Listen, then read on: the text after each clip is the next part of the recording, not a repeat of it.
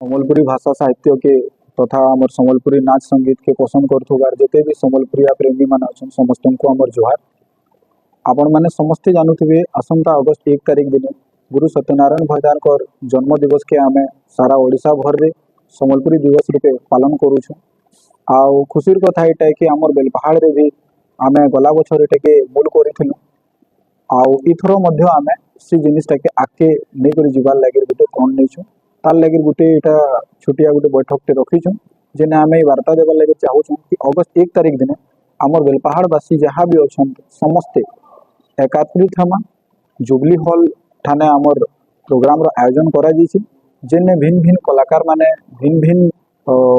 कार्यशिल्पी माने आसबे जेन मानकर गोटे अवदान रही आमर सम्बलपुरी भाषा प्रति सम्बलपुर मैट प्रति जार अवदान अच्छे सेमता किसी कलाकार माने सेनके आसबे आ जिते भी सम्बलपुरी के पसंद करुछन आमर जिते भी श्रोता मान अच्छन आखर पाखर अंचल भी सेनके आसिक उपस्थित हेबे। तो आम इनु आपन को डाकरा देवार लगे चाहूँ कि आपण मैंने भी समस्ते सेनके आसुन आमर जिन सम्बलपुरी कला अच्छे ताकि आप उपभोग करूँ और आमको आहरी उत्साहित